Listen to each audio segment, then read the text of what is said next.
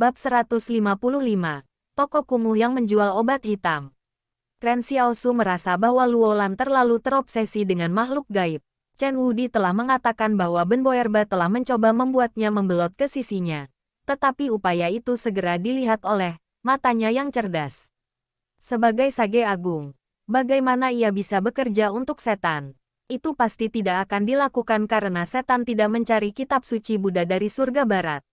Luolan bahkan mempertaruhkan nyawanya sendiri untuk menyelamatkan Dong Funan supaya dia bisa memiliki makhluk gaib sebagai pengawalnya. Lebih jauh lagi, dia tanpa henti mendekati wanita itu. Tetapi Dong Funan tidak menyukainya. Di sela-sela itu, Ren Xiaosu bahkan mengecek dengan Luolan untuk melihat apakah dia mungkin melihat orang yang salah.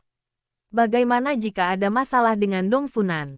Selain itu, dengan membiarkan Dong Funan untuk tinggal di sini, itu setara dengan memiliki bom waktu di sebelah mereka jika dia ternyata bermasalah. Namun, Luolan mengatakan seharusnya tidak ada masalah karena dia terlihat sangat polos. Bukankah seharusnya pukulan besar seperti Anda melakukan pemeriksaan latar belakang padanya? Bentak Ren Xiaosu. Bukannya benteng ini berada di bawah kendali kita? Jawab Luolan tanpa basa-basi. Ini membuat Ren Xiaosu merasa ada sesuatu yang salah. Dia harus lebih waspada terhadap Dong Funan. Tiba-tiba, suara dari istana berkata, pencarian sampingan. Ambillah seseorang dalam kesusahan selama 7 hari. 1 dari 7. Setelah pencarian selesai, Anda akan membuka kunci produk baru di mesin penjual otomatis. Petik 2. Ren Xiaosu tertegun. Dia pikir hanya ada obat hitam yang bisa dibeli dari mesin penjual otomatis. Jadi ternyata dia juga bisa membuka kunci produk baru dengan menyelesaikan misi yang ditugaskan padanya. Maka bukankah pencarian ini akan menjadi cakewalk untuk diselesaikan? Sementara mereka makan malam, Ren Xiaosu dengan acuh bertanya pada Dong Funan, apa kekuatanmu? Aku memiliki kekuatan lebih dari biasanya, kata Dong Funan lembut. Lebih banyak kekuatan. Ren Xiaosu merasa bahwa kekuatan super seperti itu agak tidak berguna. Berapa jauh lebih besar dibandingkan dengan rata-rata orang. Aku mungkin memiliki kekuatan yang setara dengan 2 pria dewasa. Dong Funan berkata, tapi kekuatanku masih meningkat. Dan aku mungkin akan menjadi lebih kuat di masa depan. Ren Xiaosu menghela nafas. Terus terang, kamu tidak akan bisa melarikan diri tanpa Luolan dan bantuan anak buahnya hanya dengan kekuatan supermu saja. Dia tidak memiliki niat baik. Dong Funan menjawab. Pandangannya dan cara dia berbicara memberitahuku itu. Apa rencana yang kamu miliki? Tanya Ren Xiaosu. Sejujurnya, dia tidak benar-benar menyukai gadis yang disengaja ini. Bahkan jika dia tidak menyukai Luolan, dia setidaknya harus berterima kasih padanya karena menyelamatkannya. Ren Xiaosu bahkan berpikir untuk berbicara untuk Luolan. Dong Funan memikirkannya sebelum berkata, ketika luka saya sembuh besok, saya akan pergi dan membalas dendam pada perusahaan Pyro. Ren Xiaosu menggelengkan kepalanya. Kamu tidak bisa pergi. Kenapa tidak? Dong Funan terkejut. Pertama-tama, perusahaan Pyro telah diusir dari benteng. Bahkan jika beberapa orang mereka masih bersembunyi di benteng, Anda tidak akan menemukan mereka. Ren Xiaosu berkata. Kedua, Anda mungkin mengungkapkan bahwa kami membawa Anda sebelumnya jika Anda tertangkap dan disiksa oleh mereka. Petik 2. Selain itu, Ren Xiaosu berpikir, bagaimana saya bisa menyelesaikan pencarian saya jika Anda pergi sekarang? Namun, apa yang dia katakan juga benar. Bagaimana jika perusahaan Pyro datang untuk membalas dendam pada mereka setelah Dong Funan tidak dapat menahan siksaan dan mengaku? Gadis ini tampak sangat egois dan tidak peduli dengan keselamatan orang lain. Karena itu, Ren Xiaosu tidak percaya sama sekali. Dong Funan berkata dengan keras kepala, jangan khawatir, aku tidak akan memberi tahu siapapun bahwa kalian membawa saya. Bisakah kau jamin itu? Ren Xiaosu berkata dengan tenang, Wudi, kau yang bertanggung jawab untuk mengawasinya selama beberapa hari ke depan. Tapi Ren Xiaosu kemudian memperhatikan Chen Wudi tampak sedikit tidak bahagia. Yan Liuyuan membisikkan beberapa kata kepada Chen Wudi, dan dia langsung setuju dengan gembira. Penasaran, Ren Xiaosu menatap Yan Liuyuan dan bertanya, apa yang kau katakan untuk membuatnya sangat bahagia? Sangat mudah untuk membuatnya bahagia. kata Yan Liuyuan setelah makan sesendok bubur. Sebut saja dia sebagai sage besar. Ren Xiaosu tertegun. Dia menyadari Yan Liuyuan luar biasa memperhatikan apa yang membuat orang lain berdetak. Dong Funan berusaha lari sementara Ren Xiaosu dan Yan Liuyuan berbicara. Dia takut dia tidak akan diizinkan membalas dendam. Namun, dia dibawa kembali oleh Chen Wudi bahkan sebelum dia bisa jauh. Tidak peduli seberapa besar kekuatannya, itu tidak bisa lebih besar dari kekuatan Chen Wudi saat ini. Di sebelahnya, Yan Liuyuan tersenyum pada Chen Wudi dan berkata, "The Great Sage is amazing." Tentu saja, kata Chen Wudi dengan bangga. Yan Liuyuan menyuruh Chen Wudi menari di telapak tangannya karena dia tahu persis bagaimana cara membelai ego Wudi. Chen Wudi mengantar Dong Funan ke kamar Xiao Yu dan bahkan menemukan tali untuk mengikatnya. Dong Funan terkejut. Dia mengira dia diselamatkan oleh sekelompok orang yang baik hati. Tapi kenapa rasanya dia diambil dan diculik oleh sarang pencuri? Yang hilang hanyalah panggilan telepon ke keluarganya untuk meminta uang tebusan. Dia meraung.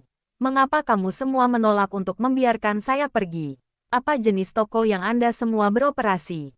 Ini pasti toko kumuh, kan? Dan Anda juga harus menjual obat hitam di sini." Petik 2. Semua orang menatapnya dengan tenang pada saat ini. Xiao Yu tersenyum dan berkata, "Kami benar-benar menjual obat hitam di sini." Dong Funan bingung. Sebelum ini, dia mendapat kesan bahwa Xiao Yu lembut dan berpikir dia pasti orang yang baik. Tetapi pada saat ini, dia menyadari Xiao Yu juga bergabung dengan orang-orang jahat itu. "Aku tidak berharap kalian menjadi orang seperti itu," kata Dong Funan dengan marah. "Kami juga tidak berharap kamu menjadi orang seperti itu," kata Ren Xiaosu. Dong Funan mencoba berteriak minta tolong. Tetapi Chen Wudi sudah menutup mulutnya dengan sarung bantal. Ren Xiaosu mencibir. "Sudah sangat sopan kami membiarkan Anda tinggal di sini. Bahkan jika Anda tidak memikirkannya sendiri, Anda harus memikirkan seluruh keluarga kami. Jika kamu mencoba melarikan diri lagi, aku akan mematahkan kakimu." Petik 2. Jika Ren Xiaosu tidak menerima pencarian atau menerima uang Luolan, dia mungkin akan.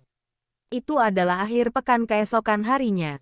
Dan Luolan datang lebih awal di pagi hari untuk mencari Dong Funan untuk berbicara dengannya. Tapi tidak peduli berapa lama dia memanggilnya di pintu, dia tidak bisa mendapatkan jawaban darinya. Sebelumnya, Dong Funan akan memarahinya sedikit. Tapi sekarang dia bahkan tidak repot-repot memarahinya. Luolan berbalik dan menatap Ren Xiaosu. "Apakah Dong Funan sudah pergi? Atau apakah kalian melakukan sesuatu padanya?" Petik 2. Ren Xiaosu berkata dengan tenang. "Tidak, dia hanya tidak ingin berbicara denganmu." Luolan bertanya-tanya. "Tapi mengapa dia setidaknya tidak memarahiku sedikit?" Ren Xiaosu merenungkannya. "Dia mungkin sudah muak memarahi kamu." "Oh," Luolan mengangguk mengerti. "Katakan, aku ragu kamu bisa menangani gadis ini."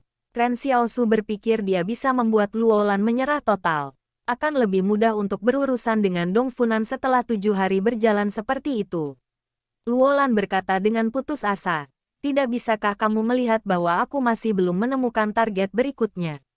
Baik, Ren Xiaosu menyadari bahwa Luolan bukanlah orang yang setia. Dia mungkin menyerah pada Dong Funan setelah dia menemukan target berikutnya. Dia berkata kepada Luolan, "Semoga berhasil." Pada saat ini, Tang Zhou datang untuk mencari Luolan. Setelah itu, Luolan pergi dengan tergesa-gesa seolah-olah dia memiliki sesuatu yang mendesak untuk diperhatikan. "Bro," Yan Liuyuan menyaksikan sosok Luolan yang sedang surut saat dia meninggalkan toko. "Luolan pasti merencanakan sesuatu. Aku ingin tahu apakah itu akan melibatkan kita." Petik 2. Beberapa dari mereka hanya mendapatkan status penduduk benteng mereka karena Luolan. Jika Luolan menimbulkan masalah di sini, konsorsium Li kemungkinan akan menyelesaikan skor dengan mereka sebagai satu. "Jangan khawatir tentang itu." Ren Xiaosu mengerutkan kening dan berkata, "Kamu akan berjaga-jaga di ruangan hari ini. Saya akan mulai membuat bom. Ini akan menjadi kartu truf kami. Ngomong-ngomong, mari kita uji sesuatu." Petik 2. Ren Xiaosu lalu menarik Yan Liuyuan ke kamar. Ren Xiaosu berkata, "Saya telah memperoleh kekuatan baru yang memungkinkan saya untuk membuka pintu dalam bayang-bayang. Ayo kita coba sekarang dan lihat apakah aku bisa menarikmu ke pintu. Petik 2. Oke. Yan Liuyuan tidak bertanya kepada Ren Xiaosu bagaimana ia mendapatkan kekuatan ini atau bagaimana ia tahu cara membuat bom. Ren Xiaosu berkata dengan nada serius. Mundur sedikit. Aku akan membuka pintu bayangan di depanmu. Sedetik kemudian, Ren Xiaosu mengaktifkan pintu bayangan dalam benaknya. Yan Liuyuan menatap kosong ke langit-langit dan berkata, kau tahu, bro, bisakah sepenuhnya mengendalikan pintu ini?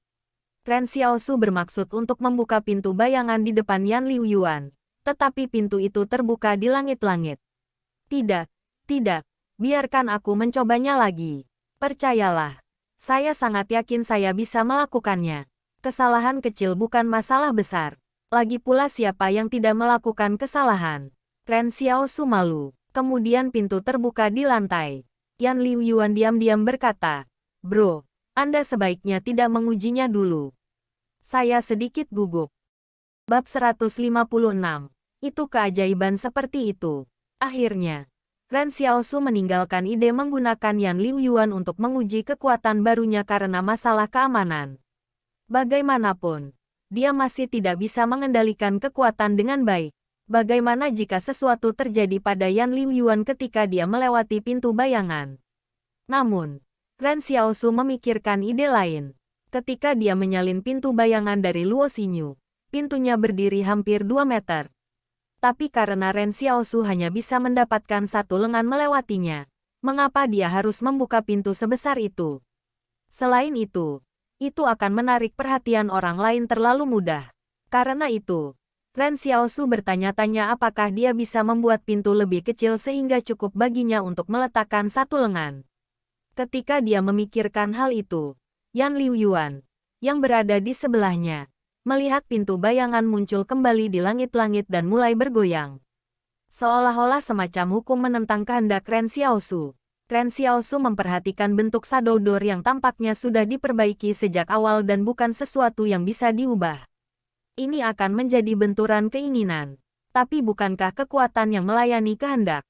Kekuatan yang melampaui biasa berasal dari kehendak itu sendiri.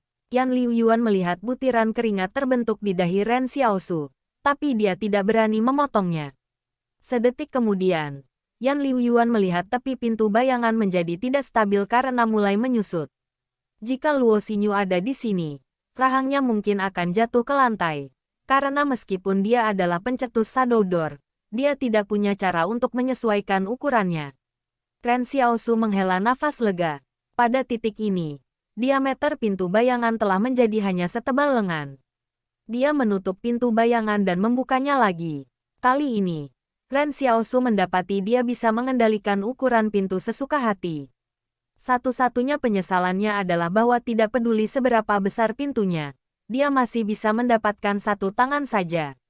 Sama sekali tidak masuk akal. Karena dia telah sepenuhnya menguasai kekuatan, mengapa masih ada batasan seperti itu? Ren Xiaosu bertanya kepada istana pikirannya, apakah kamu yang melakukan ini? Suara dari istana menjawab, tidak sah untuk menjawab. Ren Xiaosu kesal. Kali ini, dia cukup yakin bahwa kondisi menjijikkan yang hanya mampu menempatkan satu tangan melalui pintu adalah sesuatu yang diputuskan oleh aturan istana. Ren Xiaosu berkata kepada Yan Liuyuan, beli ayam hidup ketika Anda dan kakak Xiaoyu pergi berbelanja ke lontong besok. Oke, jawab Yan Liuyuan. Bro, apa gunanya kekuatanmu ini? Itu tidak bisa lebih berguna. Ren Xiaosu berkata dengan nada serius. Meskipun aku hanya bisa mendapatkan satu tangan melewatinya, aku masih bisa menangkap seseorang dengan terkejut dan memukuli mereka dengan baik. Dengan cara ini, tidak ada yang akan tahu siapa pelakunya. Petik 2. Meskipun dia belum menyempurnakan kekuatannya, itu cukup cocok dengan sifat Ren Xiaosu. Pagi berikutnya, Yan Liuyuan pergi berbelanja dengan Xiaoyu. Tepat ketika Wang Fugui selesai mengangkat pintu Rana Roll toko, dia melihat wajah yang akrab menunggu di pintu masuk. Itu Yan Linfeng dari distrik barat. Dia menyaksikan Yan Linfeng melangkah masuk. Kudengar kau menjual obat ajaib di sini. Wang Fugui memikirkan bagaimana akhirnya bisnis tiba di depan pintu mereka. Sudah hampir seminggu sejak seseorang membeli obat dari sini. Biasanya, Efektivitas obat sudah dipublikasikan. Namun tidak ada pelanggan yang muncul bahkan setelah waktu yang lama. Wang Fugui merasa sedikit kurang percaya diri. Tetapi dengan Yan Linfeng sekarang di sini, itu berarti kata efektivitas obat telah menyebar. Namun, Wang Fugui tidak terburu-buru. Dia menjawab sambil tersenyum. Ya, kami menjual obat ajaib yang khusus digunakan oleh pria. Tetapi karena kerumitan proses pembuatannya, kami hanya dapat menjual 1 dosis seminggu. Petik 2. Oh, Yan Linfeng berkomentar. Berapa dosis yang digunakan untuk 1 dosis? 2.000 yuan, kata Wang Fugui sambil tersenyum. Perampokan jalan raya. Yan Linfeng terkejut dengan harganya. Mengapa saya mendengar bahwa itu hanya 800 yuan per dosis? Karena bahan baku yang dibutuhkan untuk formula semakin sulit didapat. Obat hitam yang bisa dibuat di masa depan juga akan berkurang sebagai hasilnya. Jawab Wang Fugui dengan acuh tak acuh. Untuk seorang pengusaha yang cerdik seperti dia yang hanya memiliki keuntungan dalam pikiran, bukankah mudah menemukan alasan untuk menaikkan harga? Pada saat ini, Ren Xiaosu berjalan masuk dari halaman belakang. Dia mendengar Yan Linfeng berkata setelah beberapa pertimbangan, "Beri aku 1 dosis." "Maaf, kami baru akan mulai menjual pasokan minggu ini besok. Waktu penjualan setiap minggu adalah tetap," kata Wang Fugui dengan cara yang angkuh. Tidak tergerak. Yan Linfeng berkata dengan sedih, "Apakah Anda tahu siapa saya?"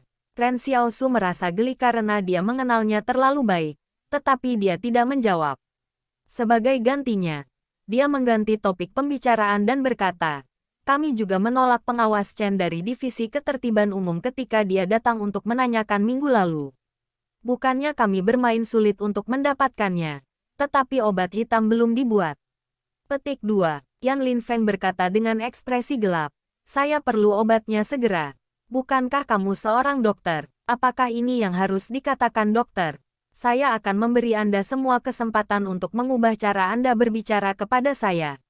Petik 2. Ren Xiaosu tertegun sejenak. Apa yang harus dikatakan dokter? Dia berpikir sejenak sebelum menjawab. "Maaf, tapi kami mencoba yang terbaik."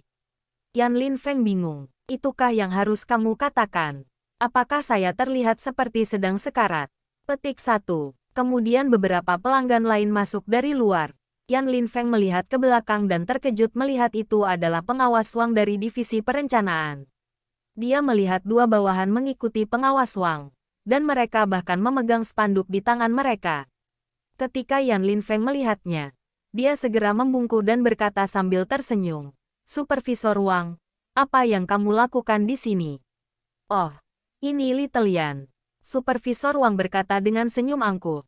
"Aku datang untuk berterima kasih kepada dokter di sini." Ketika Ren Xiaosu melihat spanduk, ia mendapat perasaan tidak menyenangkan. Apakah itu akan seperti tangan ajaib memulihkan pegas lagi? Tetapi ketika bawahan pengawas Wang membentangkan spanduk, dia melihat 4 karakter besar disulam di atasnya. "Guanyin, Bringer of Children." 1 Hei, tunggu sebentar. Apa hubungannya ini dengan Guanyin, Bringer of Children? Petik 1. Di dekatnya, Yan Linfeng juga tercengang oleh pemandangan ini. Bagaimana itu bisa memiliki efek seperti itu? Tapi Yan Linfeng, yang akan membuat masalah, tiba-tiba tidak berani bergerak. Dia berpikir bahwa jika dia menyebabkan masalah di toko pada saat ini, dia kemungkinan akan menyinggung pengawas Wang. Supervisor Wang menjelaskan dengan gembira. "Rumah sakit nomor 3 di benteng itu mendiagnosis saya tidak subur beberapa tahun yang lalu. Selalu menggangguku bahwa aku tidak bisa mengandung anak. Beberapa waktu lalu, seseorang memberikan obat hitam kepada saya untuk mencobanya. Yang mengejutkan saya kemarin, istri saya memberitahu saya dia sehari setelah saya menggunakannya." Petik 2. Saat Supervisor Wang selesai berbicara, Ren Xiaosu bertanya kepada pikirannya, apakah obat hitam juga memiliki kemampuan untuk mengobati ketidaksuburan? Yang mengejutkan, Ren Xiaosu, suara dari istana dengan jujur menjawab, tidak. Bahkan Ren Xiaosu dan Wang Fugui sedikit bingung saat ini. Ren Xiaosu bertanya untuk mengkonfirmasi, apakah kamu yakin istrimu? Mereka mendengar Supervisor Wang berkata dengan gembira, "Saya yakin. Kami pergi ke rumah sakit kemarin untuk melakukan tes darah. Karena tes darah tidak mungkin salah. Dia pasti." Petik 2. Ren Xiaosu memikirkannya sambil melihat pengawas Wang. Lalu berkata sambil tersenyum. Itu keajaiban.